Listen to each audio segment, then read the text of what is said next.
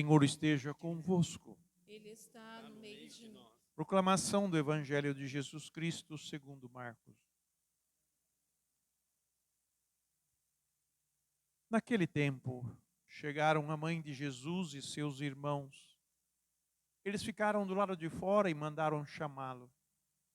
Havia uma multidão sentada ao redor dele. Então lhe disseram: tua mãe e teus irmãos estão lá fora à tua procura. Ele respondeu: quem é minha mãe e quem são meus irmãos? E, olhando para os que estavam sentados ao seu redor, disse: aqui estão minha mãe e meus irmãos. Quem faz a vontade de Deus, esse é meu irmão, minha irmã e minha mãe. Palavra da salvação.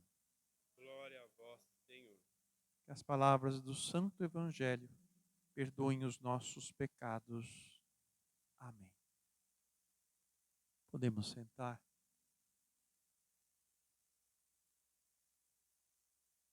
O que antes os judeus consideravam muito a família, consideram ainda, né? A família e os descendentes como que vindo da mesma carne, da mesma árvore genealógica e tudo mais. Tanto que Jesus, com seus primos e parentes, era chamado de irmãos, porque tinham o mesmo sangue. Embora Jesus não tivesse irmãos segundo a carne, mas o episódio de hoje não é menosprezar a Virgem Maria e nem os irmãos de Jesus, assim chamados. Mas como mestre, ensinando os discípulos, ele aproveita da ocasião para dizer para os seus ouvintes e para os seus discípulos quem é a mãe dele e quem são os irmãos dele. Porque não são somente aqueles que foram gerados pela carne. Porque a nova geração em Cristo Jesus é a geração da fé, da adesão a Deus. Esses não são gerados nem no sangue, nem na carne, mas são gerados no Espírito.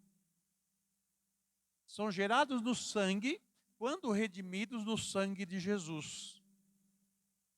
Ali sim, eles são redimidos no sangue de Jesus. Tanto que Jesus, para nos salvar, ou para participar da nossa humanidade, ele se encarnou. E a nossa salvação começa pela encarnação de Jesus. Ele assumiu a nossa carne, sabendo que, assumindo a nossa humanidade, também passará pela morte. Jesus sabia que ia morrer. Como todo homem e toda mulher sabe que vai morrer um dia. Mas ele diz: eu não estou sozinho. Eu estou na mão dos Pai. Ele me deu a vida e ela pode ser tirada, eu posso dá-la e retomá-la novamente. Jesus disse isso muitas vezes para os discípulos. Então é bom saber disso. Ele sabia que ia morrer, mas ele tinha o poder de dar a vida e o poder de retomá-la de volta. Porque ele vem da parte de Deus. E o apóstolo, na primeira leitura hoje, está a dizer a nós que antigamente se oferecia sangue de animais como sacrifício, né, para limpar os pecados, e que não era suficiente, porque aquilo era só imagem do sangue derramado por Cristo na cruz. Então, quando Cristo vem e se oferece como sacrifício a Deus, então o sangue de Jesus é que nos salva, é que nos liberta. Então, quando ele fala de figuras, né? A lei agiu através de figuras. Agora nós não temos mais figuras, nós temos concretamente Jesus que nos salvou com o seu sangue, com sua oferta a Deus, e que não foi, né, a, a participação humana, teve a participação humana porque ele assumiu a nossa humanidade, então a nossa humanidade também foi oferecida junto com ele na cruz. a humanidade sem pecado, para redimir a humanidade com pecado. Um sacrifício perfeito, um sacrifício santo e redentor. Por isso que o sacrifício de Cristo supera todos os outros sacrifícios, porque somente através dele é que nós somos salvos. E por isso que nós nos tornamos irmãos e irmãs de Jesus. Mas qual é a resposta que eu deveria dar a quem perguntar: quem é irmão e quem é irmã e quem é mãe de Jesus?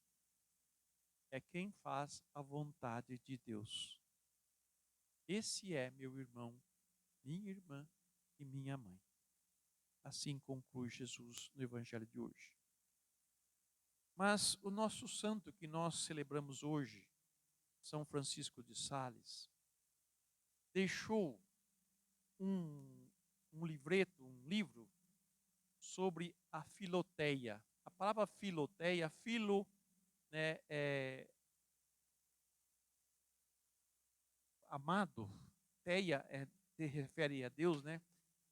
O que ama a Deus, o servo de Deus, ou aquele que deseja uma vida em Deus. Essa é a palavra filoteia, né? É meio complicado porque é do grego, mas quer dizer isso, né? Filoteia quer dizer aquele que devoto a Deus, aquele que ama a Deus e quer viver a vida que Deus oferece. Então, o nosso santo começa no seu livro dizendo o seguinte: na criação, Deus Criador mandou as plantas que cada uma produzisse fruto conforme sua espécie. Do mesmo modo, ele ordenou aos cristãos plantas vivas de sua igreja que produzissem frutos de devoção, cada qual de acordo com sua categoria, estado e vocação. Guarde bem isso daí. Categoria, estado e vocação. A devoção deve ser praticada de modos diferentes pelo nobre e pelo operário, pelo servo e pelo príncipe, pela viúva, pela solteira e pela casada. E isto ainda não basta. A prática da devoção deve adaptar-se às forças, aos trabalhos e aos deveres particulares de cada um. Dize-me, por favor, você que ama a Deus e quer servi-lo, se seria conveniente que os bispos quisessem viver na solidão como os cartuchos, que os casados não se preocupassem em aumentar seus ganhos mais do que os capuchinhos, que o operário passasse o dia todo na igreja como religioso e que o religioso estivesse sempre disponível para todo tipo de encontros a serviço do próximo como bispo? Não seria ridícula, confusa e intolerável essa devoção? Quantos que são casados queriam ter uma vida de serviço à igreja, né? Ser missionário, pregar a palavra de Deus, né? Mas você é casado, meu filho. Você tem um trabalho, você tem uma família. Vive aí. É isso que ele está querendo dizer para nós. Contudo, este erro absurdo acontece muitíssimas vezes. Quantos não querem viver a vida que os outros vivem e não vivem a sua própria vida? Quantos querem viver a vocação que os outros têm e não vivem a sua própria vocação? Meus irmãos, nós podemos nos santificar na nossa vidinha, vou dizer assim, vidinha não, porque nossa vida é muito valiosa, mas na vida simples do dia a dia, fazendo as coisas que tem que fazer. Amassando pão, varrendo casa, lavando prato. Por que não? Esse santo diz que você pode fazer um caminho de devoção a Deus fazendo essas coisas. Continuemos. E no entanto, Filoteia, ele diz, né? Esse que ama a Deus, esse devoto a Deus, a devoção, quando é verdadeira, não prejudica ninguém. Pelo contrário, tudo aperfeiçoa e consuma. E quando se torna contrária à legítima ocupação de alguém, é falsa, sem dúvida alguma. E ele continua dizendo mais exemplos para nós. A abelha extrai seu mel das flores sem lhes causar dano algum, deixando-as intactas e frescas como encontrou. Todavia, a verdadeira devoção age melhor ainda, porque não somente não prejudica a qualquer espécie de vocação ou tarefa, mas ainda as engrandece e embeleza.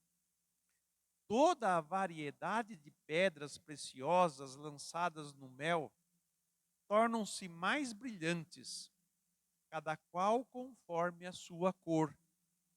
Assim também, cada um se torna mais agradável e perfeita em sua vocação quando esta for conjugada com a devoção.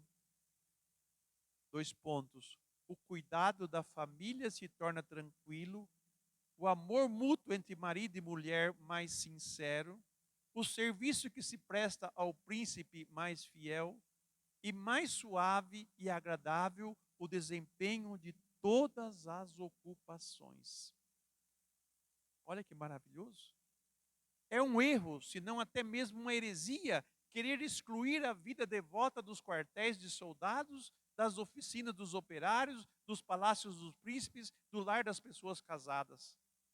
Confesso, porém, caríssima Filoteia, que a devoção puramente contemplativa, monástica e religiosa, de modo algum pode ser praticada em tais ocupações ou condições. Mas, para além destas 3 espécies de devoção, existem muitas outras próprias para o aperfeiçoamento daqueles que vivem no estado secular.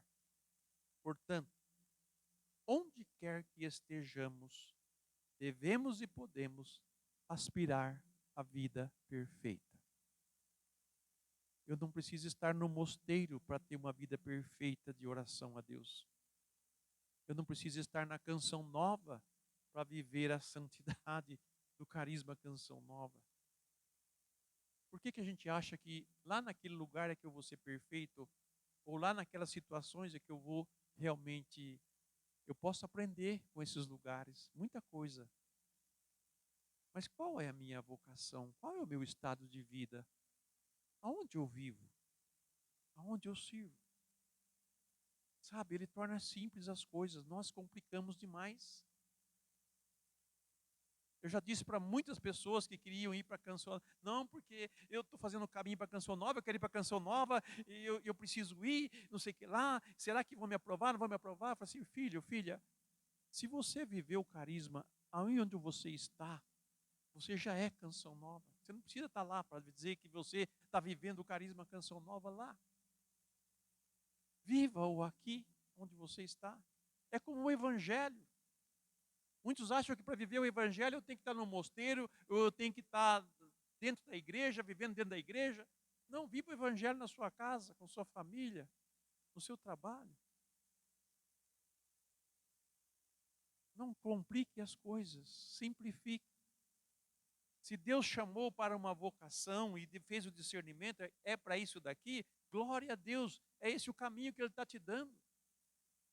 Mas se você já tem uma vida vocacionada, porque o casamento é uma vocação também, como o celibato é uma vocação, existem muitos celibatos que não são celibatários, né? Que não são consagrados a Deus, mas vivem a sua vida de solteiro, de viúvos, de viúvas. Quantos vivem nessa vida, nesse ritmo de vida? Podemos ser santos, podemos ser amigos de Deus. É só abrir os ouvidos, é só fazer a vontade de Deus, como diz Jesus. Quem é minha mãe, quem é meu irmão e quem é minha irmã? É aquele que faz a vontade de Deus. Glória ao Pai, ao Filho e ao Espírito Santo. Como era no princípio, agora e sempre. Amém.